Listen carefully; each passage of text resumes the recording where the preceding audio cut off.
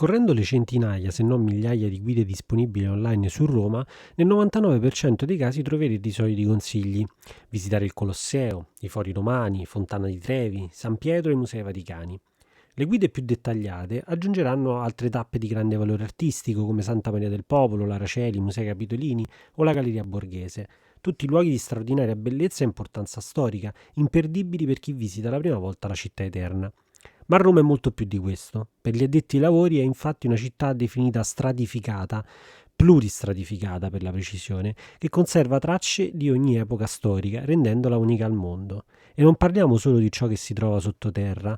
Ogni angolo della città custodisce storie spesso invisibili ai più, ma che uno storico o un archeologo sanno leggere con occhi diversi. In questo breve viaggio esploreremo un piccolo scorcio di Roma, scoprendo monumenti e racconti che restano ai margini delle classiche narrazioni turistiche. Benvenuti in un nuovo episodio di Luoghi dal passato, il podcast di The History Tales che vi porta alla scoperta dei luoghi simbolo della nostra storia. Se non lo avete già fatto, iscrivetevi al canale per ricevere le notifiche sui nuovi episodi. Questo primo viaggio, dedicato a Roma, inizia nel cuore della città, nel rione Pigna, a pochi passi dal Pantheon. Il primo monumento di cui parliamo è nascosto tra i vicoli di questa zona, ed è la chiesa da un nome curioso, Santo Stefano del Cacco. In origine si chiamava Santo Stefano de Pigna, in riferimento a una grande pigna di epoca romana ritrovata nei dintorni. Questa scultura in bronzo oggi è conservata nel cortile del Bramante nei Musei Vaticani e ha dato il nome all'intero rione. Nel Medioevo era esposta nel quadriportico della Basilica di San Pietro ed è persino citata da Dante nella Divina Commedia. La faccia sua mi parea lunga e grossa come la pina di San Pietro a Roma e a sua proporzione erano l'altre ossa. L'appellativo del cacco, invece, deriva da una storpiatura popolare della parola macaco. Davanti alla chiesa, infatti, si trovava una statua egizia raffigurante un cinocefalo, spesso associato al dio Anubi. I romani però non vi vedevano la testa di un cane, come poi in realtà previsto nell'iconografia egizia, ma quella di una scimmia. Santo Stefano fu per secoli una chiesa parrocchiale di rilievo. La zona era abitata da importanti famiglie romane del Medioevo e dell'età moderna.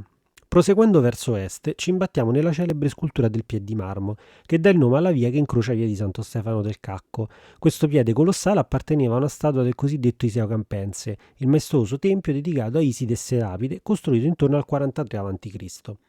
Nel Cinquecento il piede si trovava accostato al muro di un palazzo all'imbocco dell'attuale via del Piede del Marmo, con piazza del Collegio Romano. Nel 1878 però fu spostato di qualche metro per agevolare il passaggio del corteo funebre di re Vittorio Emanuele II, trovando così la sua posizione attuale proprio in via Santo Stefano del Cacco. Del tempio di Iside provengono anche diversi obelischi romani, alcuni disseminati in città, come quello del Bernini, che collocò sopra il celebre elefantino della Minerva davanti alla basilica di Santa Maria sopra Minerva, quello del Pantheon visibile nella piazza antistante, un altro che oggi è situato nei pressi delle terme di Diocleziano fra la stazione Termini e piazza Isedra, e un quarto che è invece nel Giardino di Boboli a Firenze. Proseguendo verso nord raggiungiamo l'area della Basilica di Santa Maria sopra Minerva. Prima di entrare però alziamo lo sguardo sulla parete esterna della navata destra. Qui troviamo un'epigrafe che ricorda la cappella Caffarelli, appartenente quindi a una delle più importanti e nobili famiglie romane. La sua posizione non è casuale. In corrispondenza all'interno della chiesa si trova effettivamente la cappella di famiglia e questa iscrizione serviva a segnalare la loro presenza anche a chi si trovava all'esterno. Arrivati in piazza della Minerva, sulla sinistra troviamo il Grand Hotel della Minerve, un albergo storico con origini seicentesche. Il palazzo fu costruito nel 1620 dalla famiglia portoghese Fonseca e alla fine del Settecento venne acquistato dalla famiglia francese de Sauve, che la trasformò in un hotel. Qui hanno soggiornato numerosi personaggi illustri, tra cui lo scrittore Stendhal, la scrittrice George Sand e lo storico tedesco Gregorius. Come ricorda una targa sulla facciata, anche il celebre generale argentino José de San Martín, uno dei più importanti rivoluzionari sudamericani, insieme a Simón Bolívar, vi alloggiò durante la sua permanenza in Europa. A questo punto volgiamo lo sguardo verso la chiesa di Santa Maria sopra Minerva, una delle poche chiese gotiche di Roma spesso inclusa negli itinerari turistici. Nonostante conservi ancora alcuni elementi medievali originali, l'aspetto attuale è il risultato di profondi restauri avvenuti tra il Settecento e l'Ottocento. Fino alla metà del 200 la chiesa è stata una delle sedi dell'ordine domenicano a Roma. Il suo nome deriva da un antico tempio romano ancora visibile nei sotterranei che si ritiene fosse dedicato a Minerva Medica. Sulla facciata si possono notare alcune epigrafi che ricordano le alluvioni del Tevere in diversi anni. Per secoli, infatti, Roma ha sofferto delle piene del fiume, un problema risolto solo con la costruzione dei muraglioni post-unitari. Proseguiamo ora verso sud, costeggiando il Grand Hotel della Minerve e imbocchiamo via dei Cestari, così chiamata perché un tempo vi si trovavano le botteghe degli artigiani che producevano ceste. Non è raro a Roma trovare i vini titolari ai mestieri che vi si svolgevano fin dal Medioevo. Basta leggere i toponimi per immaginare le strade animate da artigiani e venditori. Dopo pochi metri abbiamo due possibilità: svoltare a sinistra o a destra. Iniziamo girando a destra, imboccando via dell'Arco della Ciambella. Il nome, curioso, della via deriva dai resti di una struttura antica, incassata tra i palazzi moderni. Si tratta dell'ultimo frammento ancora visibile delle terme di Agrippa, corrispondente a parte della sala circolare che si trovava al centro del complesso. Questi resti hanno un valore storico particolare perché le terme di Agrippa furono le prime costruite a Roma. Il complesso deve il nome a Marco Vipsanio Agrippa, generale e genero di Augusto, che le fece realizzare tra il 25 e il 19 a.C. La loro caratteristica forma semicircolare ha ispirato il nome ciambella, appunto, mentre un arco collegato alla struttura rimase in piedi fino al 1621, quando venne demolito per volere di Papa Gregorio XV nell'ambito di un progetto di riqualificazione urbana. Sotto l'arco si trova ancora oggi una copia ottocentesca della Madonna del Rosario, legata a un episodio miracoloso. Nel 1796 infatti si dice che queste e altre immagini sacre in diverse zone di Roma abbiano mosso gli occhi. L'edicola apparteneva alla famiglia Capparucci, che ogni prima domenica di ottobre vi organizzava una solenne festa, decorandola con paramenti, lumi e fronde di mirto. Torniamo indietro e con un rapido sinistra-destra percorriamo via della Pigna, dove si trova il magnifico Palazzo Maffei Marescotti, progettato nel 1580 dal celebre architetto Giacomo della Porta su incarico del cardinale Marcantonio Maffei.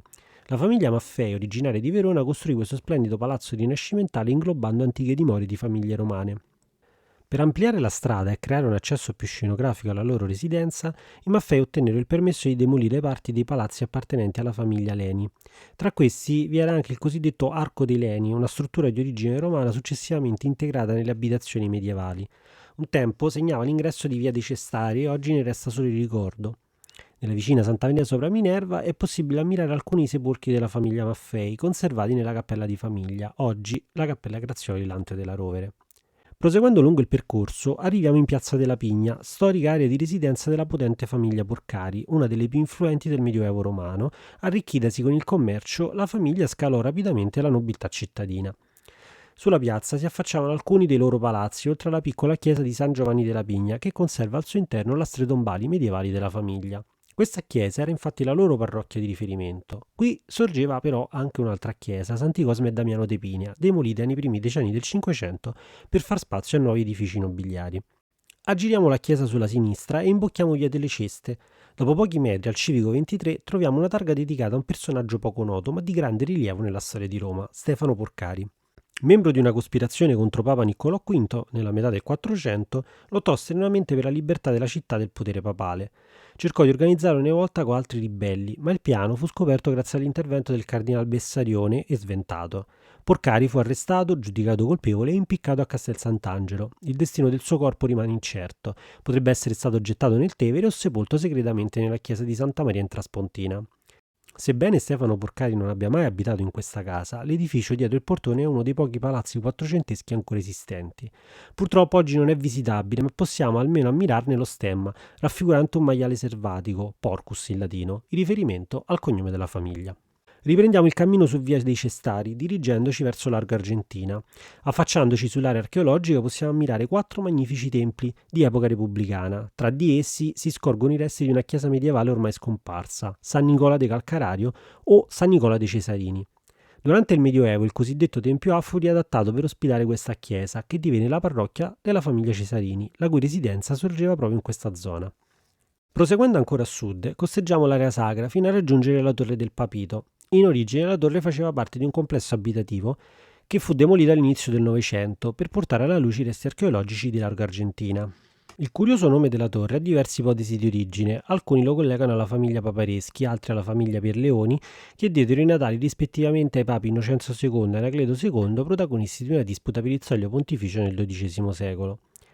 Dopo gli scavi la torre fu ricollocata nella sua posizione attuale e ad essa fu affiancato un portico rinvenuto durante i lavori. Contrariamente a quanto molti pensano, non è questa la torre che ha dato il nome all'area di Largo Argentina. Giriamo a destra lungo via Florida, il cui nome non ha nulla a che vedere con lo stato americano, ma deriva dall'antica denominazione Florida Mercatoria.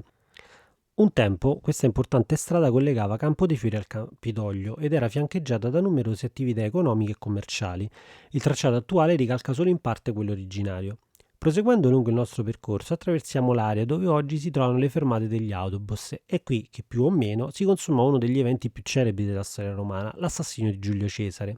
Nel 44 a.C. la curia del foro romano era in fase di ristrutturazione per volere dello stesso Cesare e le assemblee si tenevano provvisoriamente all'interno del teatro di Pompeo, situato proprio in questa zona. Fu qui che alle Idi di marzo Cesare venne brutalmente assassinato dai congiurati. Proseguendo lungo via del Sudario, dopo aver superato il teatro Argentina, ci imbattiamo sulla sinistra nella chiesa di San Giuliano dei Fiamminghi. Si tratta di una delle cosiddette chiese nazionali, ovvero quelle legate alle comunità straniere che si erano stabilite a Roma e che ancora oggi vengono gestite e frequentate dai loro discendenti. Questa in particolare è dedicata alla comunità belga, ma a Roma ne troviamo molte altre, come San Luigi dei Francesi per i francesi o Santa Maria dell'Anima per i tedeschi. Oltre a funzioni religiose, queste chiese svolgevano un importante ruolo assistenziale. Spesso erano affiancate da ospizi e piccoli ospedali per accogliere e curare pellegrini e connazionali in visita a Roma. Accanto alla chiesa di Fiamminghi sorgeva infatti un ospedale, oggi scomparso. Sulla facciata spicca una statua seicentesca di San Giuliano Ospitaliere, santo di origini fiamminghe.